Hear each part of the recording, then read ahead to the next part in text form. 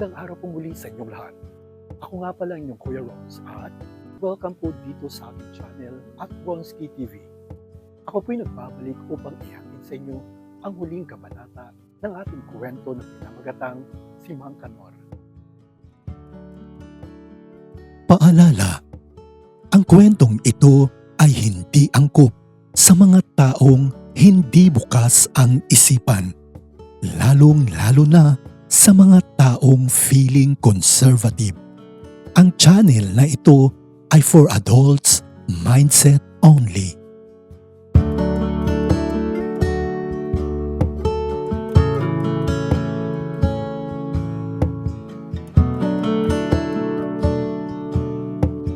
Ang nakaraan. Pagkatapos ng nangyari sa kanilang dalawa ni Nico at Mang Kanor ay lumabas na sila sa CR. At doon ay nakita sila ng mga kasamahan ni Nico habang nakaakbay si Mang Kanor sa kanya at halatang lasing at napagod ito dahil sa ginawa nila sa loob ng CR.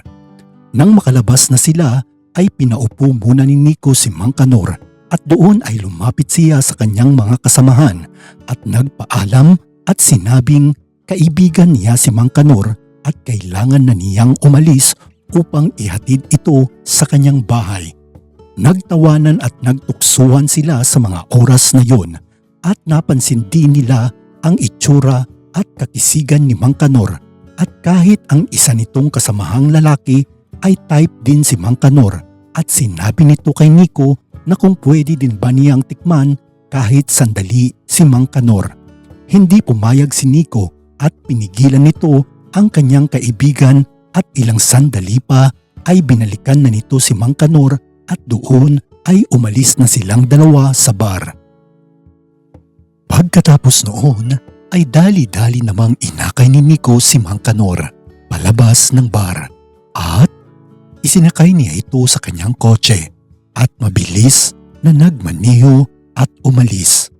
Habang abala si Nico na nagda-drive ay hindi niya maiwasang tumitig kay Mang Kanor na sa mga oras na yon ay mahimbing na nagpapahinga. Subalit parang hindi pa rin natapos si Nico sa kanyang mga balak at mukhang nabitin ito sa ginawa nila ni Mang Kanor sa loob ng CR ng bar kung kaya't sobrang likot ng kanyang mga kamay at hinahawakan nito ang bawat parte ng katawan ni Mang Kanor. Subalit dahil sa sobrang kalasingan ay hindi naman namamalayan ni Mang Kanor ang bawat haplos na ginagawa ni Nico sa kanya.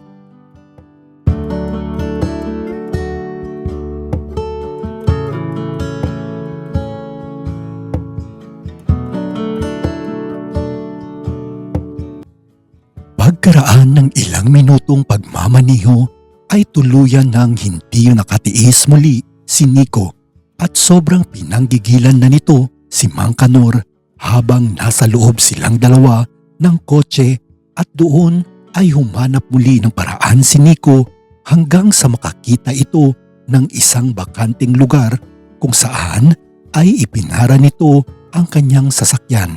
Sabay na isinagawa muli ang kanyang binabalak kay Mang Kanor.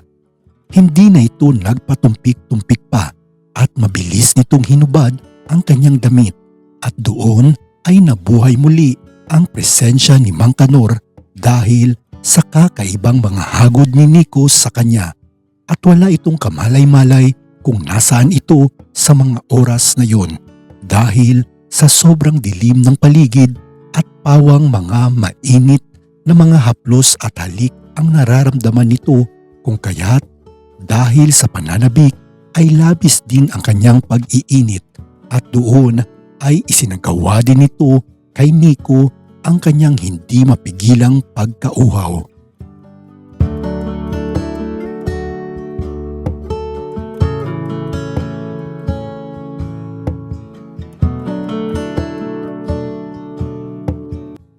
Hanggang sa lumipas muli ang ilang minuto at parehong nailabas nila ang kanilang nag-aalab na nararamdaman sa isa't isa. At doon ay nagpahinga muna silang dalawa dahil sa sobrang pagkapagod.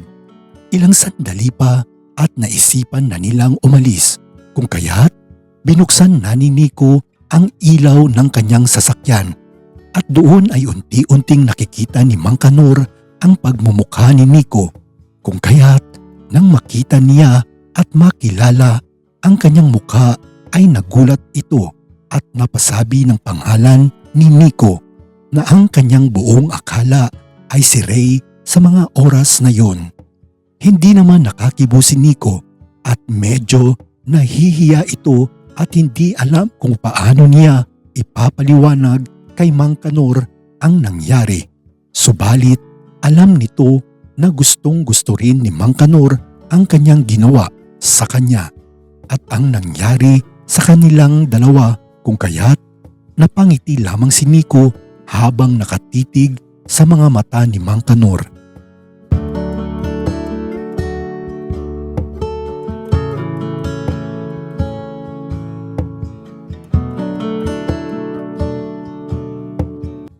Dahil sa pagkagulat ay wala namang nagawa pa si Mang Kanor dahil alam nito sa kanyang sarili na nag-enjoy din siya sa ginawa nila ni Nico. Subalit hindi nito alam kung ano ang kanyang gagawin, lalo pa at alam nito sa kanyang sarili na mahal nito si Ray. Bagamat huli na upang magsisi, kung kaya't kinausap nito si Nico bago sila umalis at doon ay ipinaliwanag nito kay Nico na nadala lamang siya sa tukso, lalo pa at ang buong akala niya ay si Ray ang kanyang kasama. Sinabi nito ang tungkol sa kanila ni Ray at kung ano ang namamagitan sa kanilang dalawa. Hindi naman makapaniwala si Nico at medyo nasaktan din ito nang marinig ang sinabi ni Mang Kanor sa kanya. Subalit wala naman itong magawa pa dahil sa nararamdaman nito kung gaano kamahal ni Mang Kanor si Ray. Kung kaya't imbis na magalit ito at magselos ay humingi na lamang siya ng sorry kay Mang Kanor at nangakong magpapakalayo na ito at hindi na guguluhin pa silang dalawa.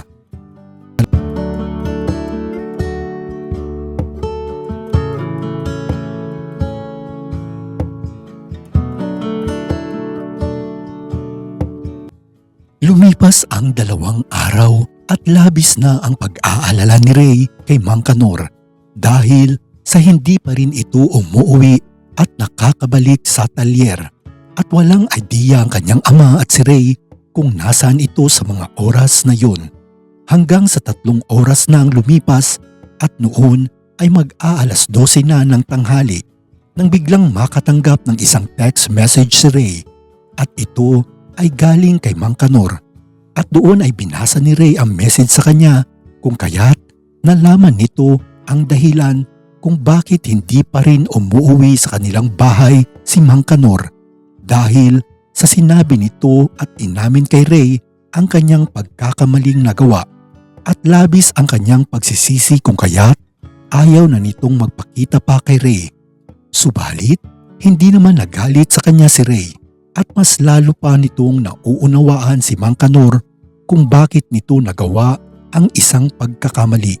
Kung kaya't agad nito at dali-dali niyang tinawagan si Mang Kanor na sa mga oras na yun ay nasa tabi ng dagat at nagmumuni-muni mag-isa.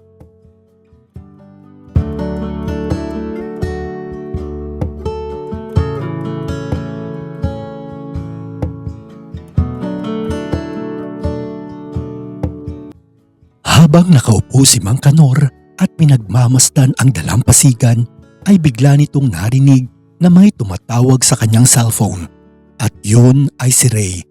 Medyo nagdadalawang isip naman si Mang Kanor kung sasagutin nito ang tawag sa kanya dahil sa labis ang kahihiyan at takot na nadarama nito at nag-aalala din siya na baka sobra ang galit sa kanya ni Ray. Ngunit bilang isang lalaki ay pinanindigan nito ang kanyang takot at biglang kinuha ang kanyang cellphone at doon ay sinagot nito ang tawag. Maya-maya pa at narinig nito ang labis na pag-iyak ni Ray habang tinatanong kung nasaan siya sa mga oras na yon. Doon ay sinabi ni Ray na naiintindihan nito si Mang Kanor at nagpapasalamat din siya sa pag-amin nito sa isang pagkakamali. Hindi makapaniwala si Mang Kanor sa narinig nito at kung gaano siya kamahal ni Ray, kung kaya't unti-unting pumapatak ang kanyang mga luha hanggang sa humagulhol din ito sa pag-iyak, sabay sa paghingi ng sorry nito kay Ray.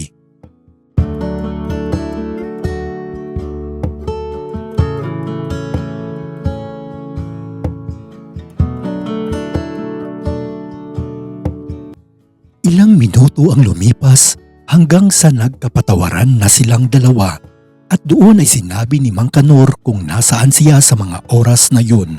Kung kaya't dali-dali namang umalis si Ray kasama ang kanyang magulang upang puntahan si Mang Kanor. Lumipas ang ilang minuto at nakarating na nga sila sa may dagat kung nasaan at naghihintay naman doon si Mang Kanor hanggang sa nagkita na silang dalawa. Mabilis na tumakbo si Ray at nilapitan nito si Mang Kanor. Labis ang pagyayakapan nilang dalawa habang may mga luha sa kanilang mga mata at maya-maya pa at nagkahalikan na nga silang dalawa habang ang mga magulang ni Ray ay nakatingin lamang sa kanila at labis din naman ang kanilang pagsuporta sa pagmamahalan ni Ray at Mang Kanor.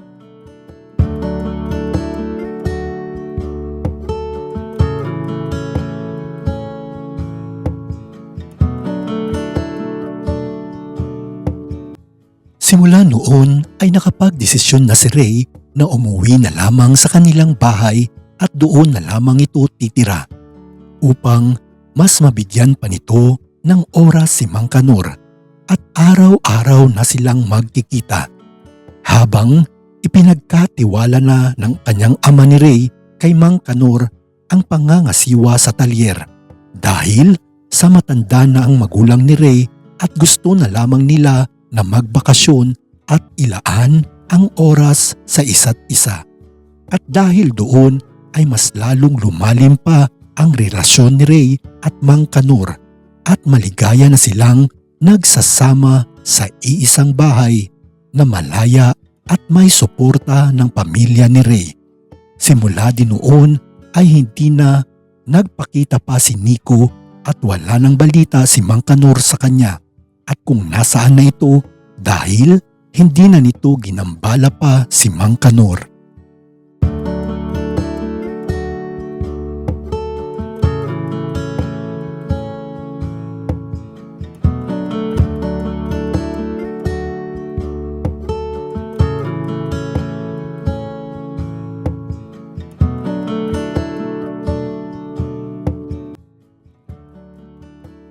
At dito'y muling nagwawakas ang ating kwento na pinamagatang si Mang Kanor. Maraming salamat po sa inyong walang sawang pagsuporta. Huwag niyo pong kalimutang mag-like, mag-subscribe at mag-share. Muli, abangan niyo po ang mga susunod pang kwento na aking ihahandog sa inyo. Magandang araw pong muli sa inyo.